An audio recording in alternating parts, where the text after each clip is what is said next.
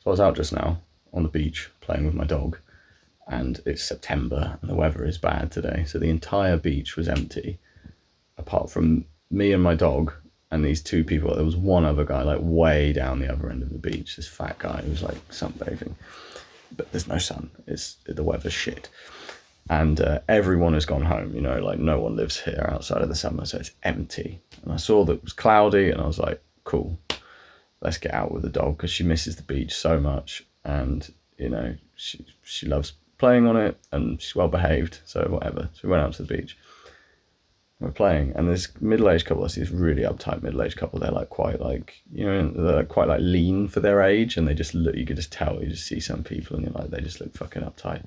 And they were just pacing up and down the beach, just looking straight ahead, and just go walking from one end, then back to the other end, then back to that end, then back to the other end, walking. And I was like, okay, cool, no problem. We're not going to be in their way. We weren't at all. And started playing with the dog, and I have a game with her where I throw her ball and it rolls along the wet part of the shore, because if I throw it into the dry sand, the ball sort of gets covered in sand and whatever. So I throw it on the wet bit, and I try to roll it as far as I can around the shore, and she fucking loves it. And because she's injured and she's old, the beach is a safe place for her to play, where she doesn't hurt herself, because the sand absorbs the impact. We were just playing, causing absolutely no harm to anybody. She doesn't care about anyone else. She ignores everyone. She stays very close to me. She's very well behaved, and visibly so, she's very, very friendly and not doing anything wrong. And they came past, and it was in Spanish, but I'll, translate. They were like, you can't have the dog here. It's prohibited. And I was like, oh yeah, but it's, I thought outside the summer it doesn't really matter, because that's what is the case. You're not supposed to fish, you're not supposed to have dogs, but people just do it. As soon as the summer's over and the tourists are gone, people just do it. Like, the beach is empty, so who cares, basically. There's not 20 dogs running around. There's not 20 dogs off lead fighting and shitting and pissing while tons of people are trying to enjoy their day. There's you two, and there's me and my dog. There's no one else here. And so there is no problem unless you want there to be one. And I said, yeah, I thought outside the summer it doesn't matter. And she went, no, not until the 15th. The rules state not until the 15th. Today's like the 12th. So I was like, all right, well, I mean, it doesn't really matter, does it? And she's like, I don't care either way, but those are the rules. Because I was like, we're not really bothering anyone. We're not doing anything wrong. And she was like, those are just the rules, and stormed off. And they carried on pacing up and down the beach. So I thought, oh, fuck them, who cares then? Because she sort of said it in a way as if to say, I'm just telling you, those are the rules. They'll give you a fine. And it's like, if you have a problem with it, just admit that you have a problem with it, which it transpired that they did. But she pitched it in a way as if to say, I'm just telling you they'll give you a fine, almost as like she was doing me a favour. So I thought, okay, well, whatever, I'm willing to take that risk. So I carried on. We went down the other way and we carried on playing. And then they carried on doing their weird little miserable pacing up and down the beach manoeuvre. And then as they walked past, there's these parasols and stuff that way. And as they went past them, he separated from her and went up. And as soon as I saw that, I was like, he's calling the police. And so they walked for a bit, and they paced around and didn't have anything else to talk about, because they got nothing positive going on in their lives. So they were talking and grumbling about me and the dog, and he went off to the right to go and call the police, because they decided they just couldn't handle it. They decided they couldn't handle sharing a beach that was completely empty, where we had all the space in the world. They couldn't handle that emotionally, and they couldn't share. They couldn't just go, yeah, it's the rules. Who doesn't break rules once in a while? We're not talking about murder. We're talking about a dog playing around on a different part of the beach where it's completely out of our way and where it's not bothering us or harming us in any way. And he went over to his bag. He got his phone out. I could see him trying to take a picture of me with two hands, holding it with two hands like a dickhead. And I could just see him taking a picture of me. And at that moment, my dog started deciding to take a really weird shit and struggle to shit. And I was like, Luna, please, come on. please, let's go. Like, you know, it's really annoying. And she starts being like, and like trying over and over again. And yeah, I don't know what was up with her, but I was like, come on, you know, try to pick up her shit and get her harness on, because I don't want to get a fine, obviously. I certainly can't afford it. And I can't bloody afford anything. And I have reasons to be unhappy. I'm not going around fucking telling everyone what to do all the time. And he started taking a picture of me, and then I see him on the phone. And so I was like, right, well, I'll leave that way and I'll go past them. And I went, I said, "Do you take a fucking picture of me?" And he was like, "No." And I was like, "Yeah, you did. I saw you took a picture of me." And it's illegal here to take pictures of people in public, which is a bit crazy, but it is. It's illegal to take pictures in public. And I started saying, it's illegal. It's illegal to take pictures of people in public. And he was like, "No, you can't prove it." And I was like, "I know you fucking did. I saw you take a picture of me."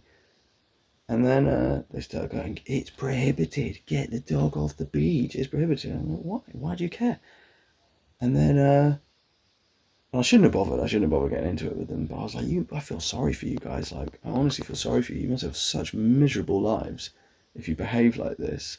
Because I had kind of a bad morning already. I came out with the dog, and I was like, let's clear our minds. You know, the dog had a miserable summer, really, and like, you know, I had a bad start to today and things aren't going that well at the moment. So I was like, yeah, let's just get out and have some positivity and enjoy our lives a bit, you know, and not harming anybody whatsoever. And it just fucked me off. Like, they see that and they're like, got to ruin this, got to trample all over this because it's clearly such a problem. And so I was like, you must be fucking miserable, honestly. Like, if you treat people like this. And I said, cool, we're going. Like, enjoy your fucking miserable lives. You're the most miserable couple I've ever seen in my fucking life.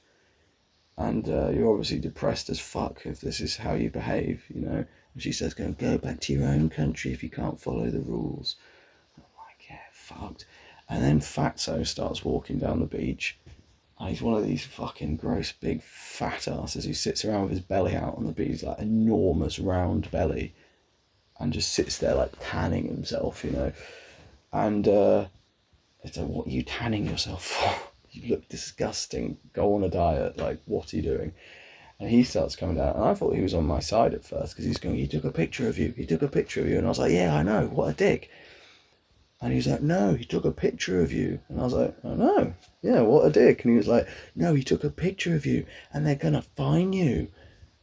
And I wish I'd had time to process that he was not on my side, because I would have given him a taste as well, you know. I would have been like, fucking worry about that disgusting belly, you freak. No one wants to see it. Put a fucking top on, you fat bastard. But I didn't realise. I was like, what's he on about? Why is he on my side or their side? And I realised he was walking off towards them because he was like, here we go, they're having a go at this English bloke. I want some of this action. I want to go and complain with these miserable fucks, because I'm also a miserable obese fuck. And strange bedfellows, to be fair, the miserable obese fuck and the miserable uptight, like lean fucking middle-aged, you know, desperately clinging on to non-youth couple. And he walked off to go and grumble with them. And he's like, they took a picture, the police are going to get... It's like, you think the police are going to look at a picture of me and be like, we have to track this fucker down. This guy was on the beach yesterday with his dog and there's no one else in sight. Let's get this picture, let's scan it, let's put this in our database, and we'll make sure we bring this bastard down. And we give him his €80 fine. Yeah, man, why? Like, what's your fucking problem? Like, why are you doing that? And they only do it in some circumstances. It's not like they follow all the rules in their life. It's not like they've never broken a fucking rule. I would love moments like that. I think, oh man, I would love to somehow, like, be in a situation, because they're obviously on a daily basis they break rules. Everyone fucking does. I'm sure they drive over the speed limit sometimes. I'm sure they do all sorts of things you're not supposed to do. I would love to just coincidentally catch them doing it and just have the power and go, it's the rules. I'm sorry, you love rules. It's the rules. There you go. You broke the rules. Maybe you should leave the country if you can't follow the rules.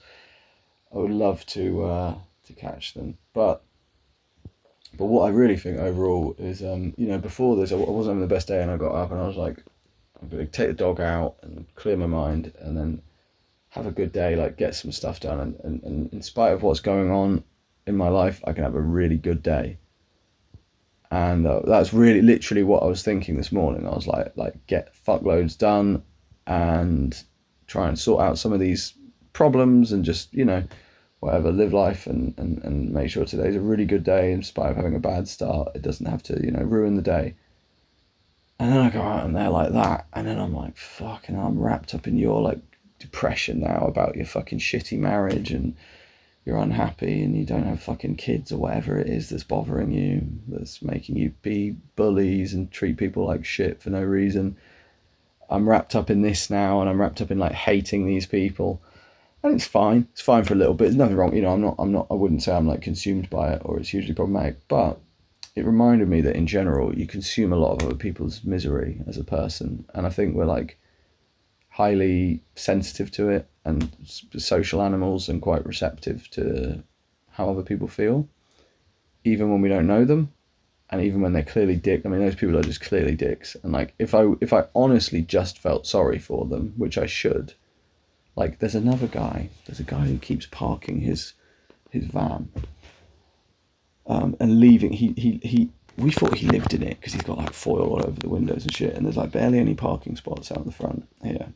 And he keeps parking his van. And I spoke to him and I had a friendly conversation when he first parked there, because there's roads where you have to move your car on the 1st of every month, and this isn't one of them. And also there's the underground parking is really annoying for this building, so everyone wants to park on this little strip out front, and all the people who live here park there, and you have to fight to get a spot a bit, and if you get one it's good, and whatever, there's not many. And for me it's pretty difficult if I don't park here, because I have, for one of my businesses, I have a lot of equipment I have to move.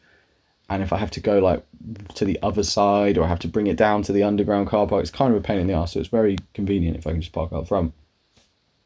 And this guy, he leaves his van there, and he put it there at the beginning of the summer. And he said, is this one of those roads where you have to move the car? And I said, no, because I thought he was just parking. And I had a friendly chat with him. I was like, oh, I like your van, by the way. I wish I had one of those, a bit bigger than mine, blah, blah, blah. And he was like, oh, yeah, blah, blah, blah. We were chatting. And I said, no, you don't have to move it at the beginning of every month. And he was like, cool. And then he just left it there. And he didn't park it in a convenient space. He parked it where he's taking up 2 spaces, really, because you can't park in front of him and you can't park behind him because there's bins there. If he just moved it back a bit, or just perched himself at the end, he would have been taking up 1 space. But he took up 2 spaces. So for the whole summer, his van was taking up 2 spaces on this strip. And it was incredibly annoying and rude, because there's loads of spaces. If you want to leave it there for months, there's loads of other spaces. Anyway, it's boring. But long story short, I left a note on the van, extremely polite. And I was like, hey, totally understand, like, you're not doing anything wrong. These spots are like really popular, and it's for people who live in the building, because he doesn't live anywhere near here.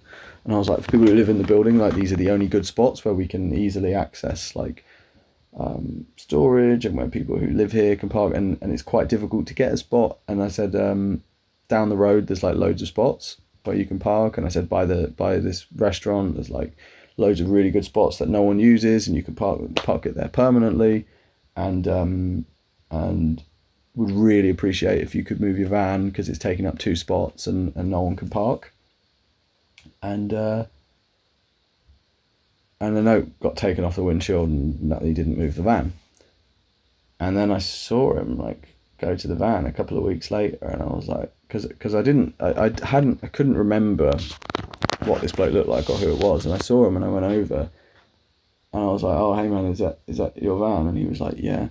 And it is, by the way, he's not allowed to actually leave it there. You're not supposed to leave a car for more than 15 days, because you can just use it as a public parking space and as a private spot, even though it's a public spot. You can just dump your car there and no one can do anything for, so he was well over the 15 days anyway. And he was like, was it you who left that fucking note? And I was like, yeah. I was like, well, what's the matter? Like, it was an extremely friendly note. I really bent over backwards to be like fucking ass-kissingly friendly, and to be like, I know you're not doing anything, but it would really help us if you could move, and there's lots of people, old people who live here, and they use these spots, and I use it for my business, and the van is taking up 2 spaces, so if you could please move it, would be great. Because a lot of people complained about his van being there and were getting annoyed. And I kept seeing people just looking at it. Like, I saw an old man walk over, and he was just like, lots of people just like, why is this van taking up 2 spaces on our street? And he got so angry. He was like so fucking angry about this thing. And I kept being like, take it easy, man. Like, we're not fighting. All I'm saying is there's loads of empty spaces down there where no one lives and no one uses those spots. And they're free year round. You never have to move the car. You can park there. It won't bother anyone. Here, it's kind of like, it's quite difficult to get a spot already. And we live here, and it's, it's a bit annoying. I just be like, no. And he wouldn't look at me. He was a really weird little fella, like a strange, like, I don't know, strange little fella. And he was like getting really confrontational, but like wouldn't sort of look at me, and was getting so worked up. And I was like, man, it's all right. Like, I'm really not arguing. I'm not gonna have a fight with you. I'm not arguing with you. We're not having a confrontation. Like, just, well, like, I'm asking you if you please would move it, and you don't want to move it. So I'm not going to force you to move it. I can't force you to move it. You don't want to. So fine. And he kept trying to continue the argument and be like, why should I? Why should I? I said, you don't have to. If you don't care that it's bothering anybody, you don't want to move it, then I'm not going to, it's fine. I'm not going to... In the past, I would have argued about it, but I'm trying not to these days. Perhaps it doesn't sound like that, but I am trying not to. So I was like, it's fine, dude. You leave it there. I'm not going to fucking argue with you about it, and we're not having a fight, so take it easy. And he was so fucking worked up and stressed and angry. And then I tried to condition myself to just genuinely feel sorry for him, because he is a sad case. Like, obviously, if he's so worked up about that, so angry at the idea of just, normal person just goes, yeah, it's no skin off my back, I'll just move the van. Like, clearly it's annoying people, and what does it matter? I don't care. But to him, it was such a big deal, and so personal, and so aggressive. And for a while, every time I saw the van, every time I walked home, I was like, you fucking van. And it was like driving me nuts, and I was thinking maybe I should report him. And then my mum was like, slash his tyres. I was like, what the fuck, mum? Slash his tyres. She was like, go out there at 3 a.m. and slash his tyres. I was like, who are you? Like, why have you suddenly become like Irish again? Like, she grew up in an extremely rough part of Ireland, and it was like it suddenly came out of her. She's not like that at all now. She's really adapted to like middle class English life. She's not the kind of person who slashes tyres, but suddenly she was like, go out there at 3 a.m. and slash his tyres. I was like, what? I'm going to slash his tyres? That was mental.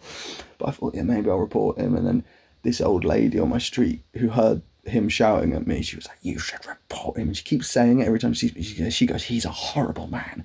You should report him.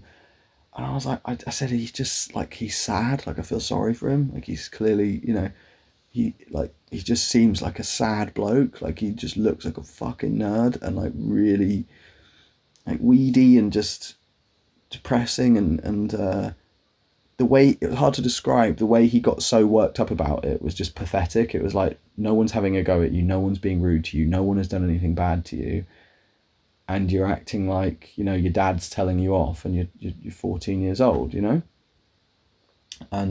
all that happened was someone politely said, please, it would really help if you could just park it over there.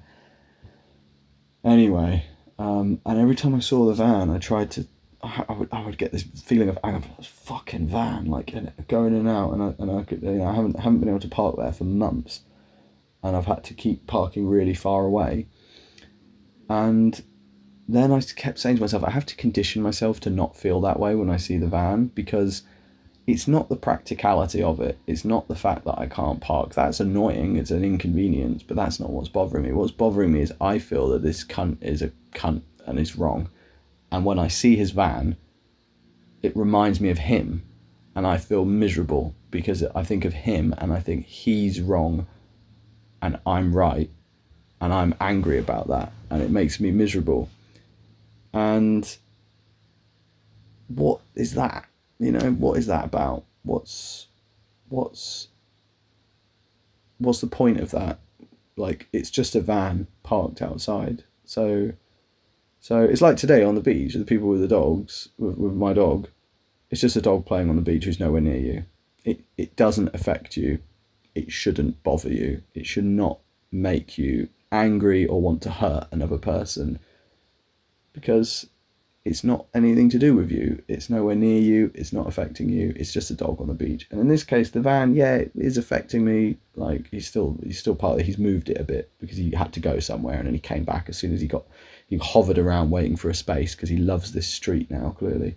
And for him, it's obviously a power thing. He, I have it sometimes. Like, I don't anymore actually, but I understand the feeling, because especially when you're like a man and another man tells you to do something or asks you to do something, like I used to have when me and my girlfriend broke up, and we would train at I would train, not we we broke up and we trained, she doesn't train.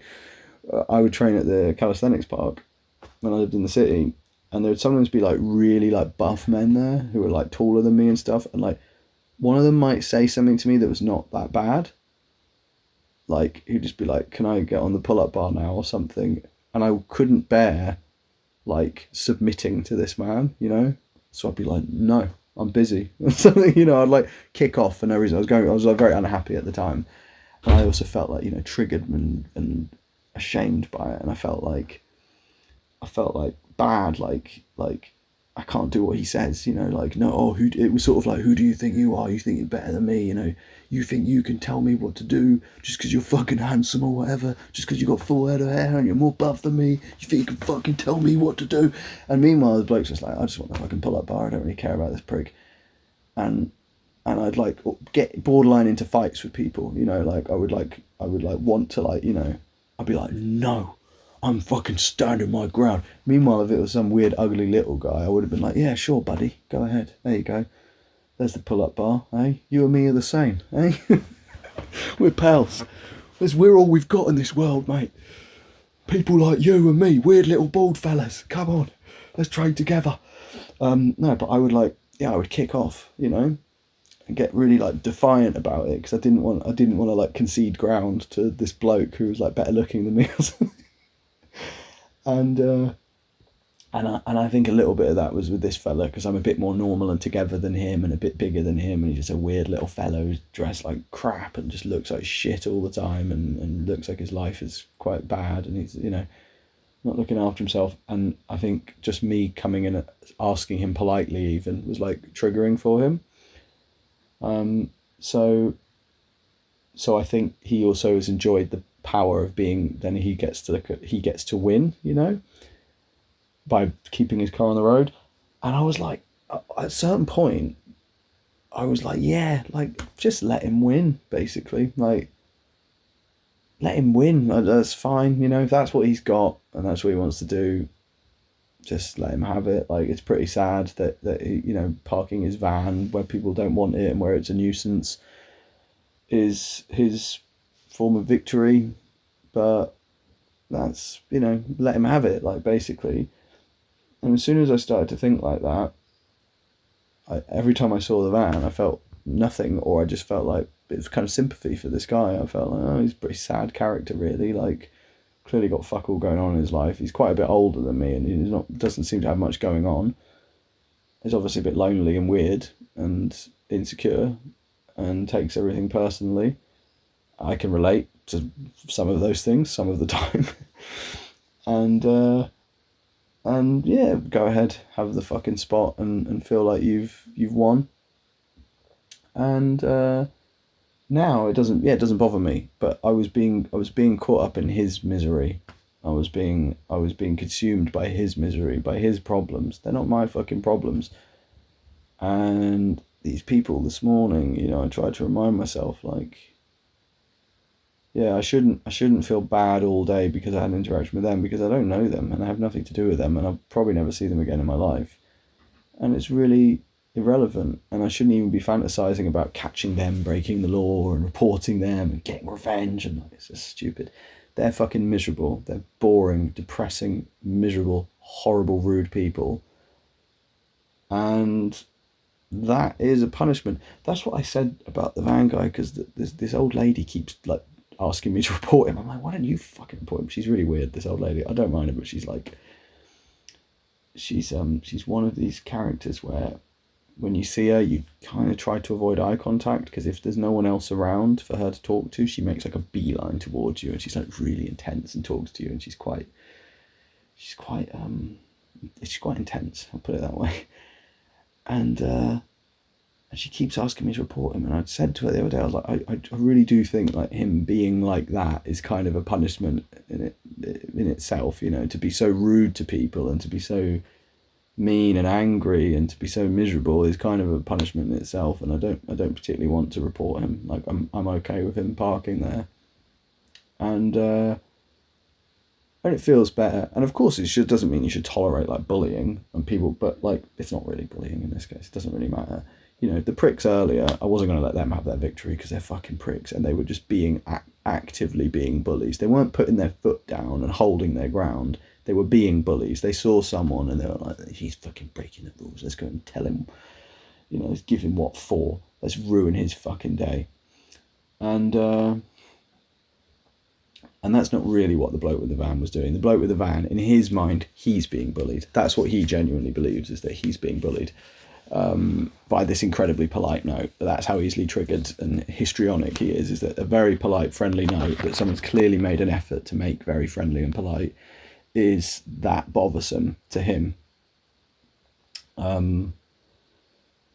So yeah, I don't think it means that just because someone's miserable you should tolerate whatever shit behaviour they throw at you, but I think it's good to not get dragged down into it. I think it's important to not get dragged down into it, because it's absurd when you think about it. This random couple who maybe don't even live here, I don't fucking know who they are, I've never seen them before as far as I remember, and I'm unhappy because they're unhappy, and because I had a bad interaction with them. I'm in my apartment now.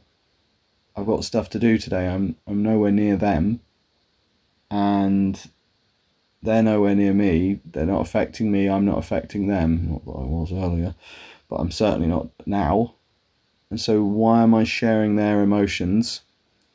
And I think in a broader sense, the same is true as well with family and with the environment that you're in. I mean, I'm lucky to live somewhere where generally people are quite upbeat. It's a lot of friendly people. I met a very friendly guy when we were walking our dog last night with his dog, an old fella. There's another guy we always chat to. There's quite a few people. There's the kind of intense, scary old lady who we somewhat try to avoid. She's kind of funny, actually. It's not funny, it's sad, like, but she I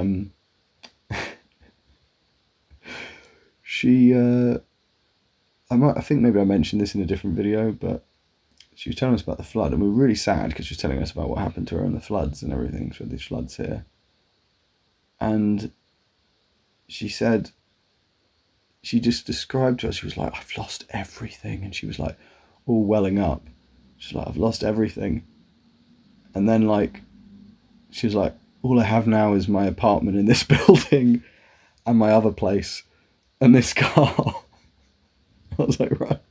So you've lost everything, and what you have is you own an apartment that you know is the same as the one that we rent, and you have a very nice car parked here, and you have another place to live in, and you do still have your original house. It's just a mess from the floods, but you do still have, you know, a fairly substantial amount. You have 3 properties, and you're reduced to, you know, living in the same building as us in a property that you own.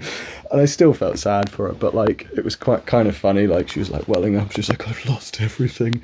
And we're like, right, yeah, okay. You've lost everything, and you have way more than us.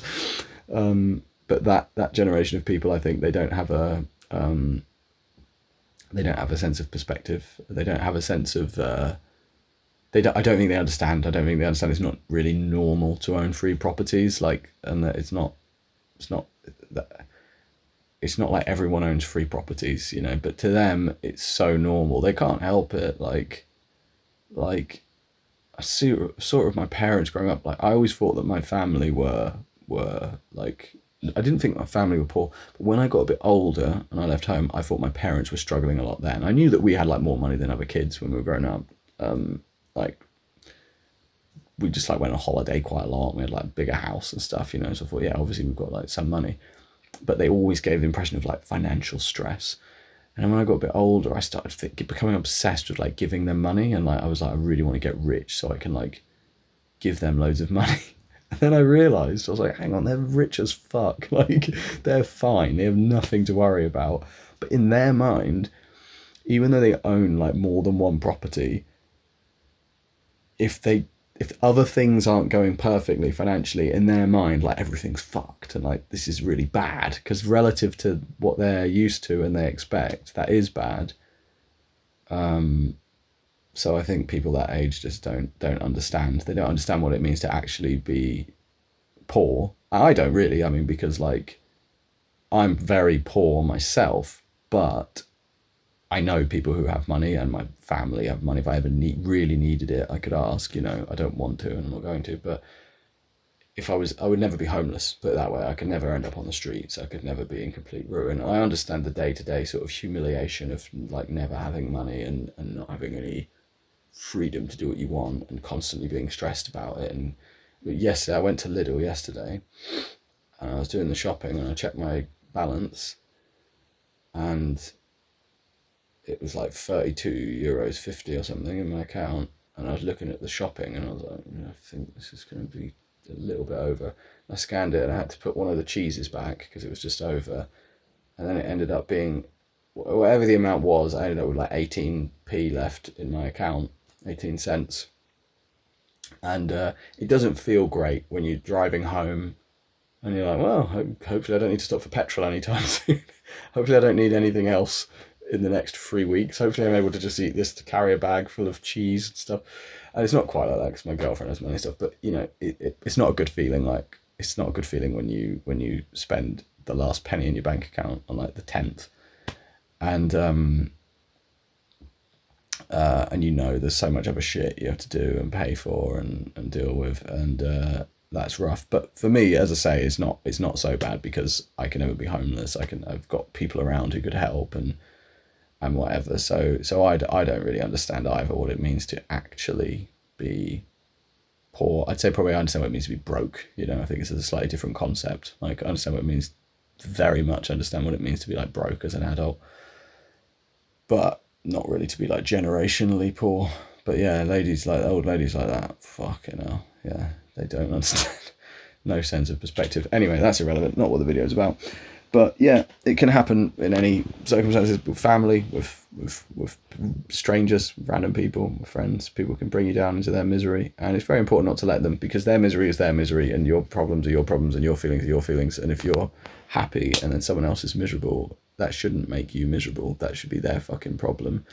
And even if they're a nice person, even if you care about them, you know, empathy shouldn't make you miserable. Just because you empathize with them, it shouldn't make you unhappy.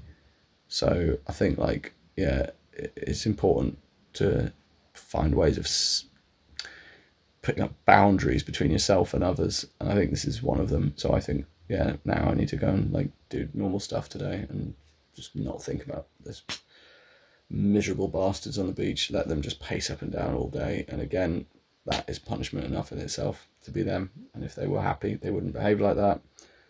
If they were happy, they wouldn't be nasty to people. So go ahead, enjoy. All right, chaps, hope you're all well. Thanks for watching. Take care.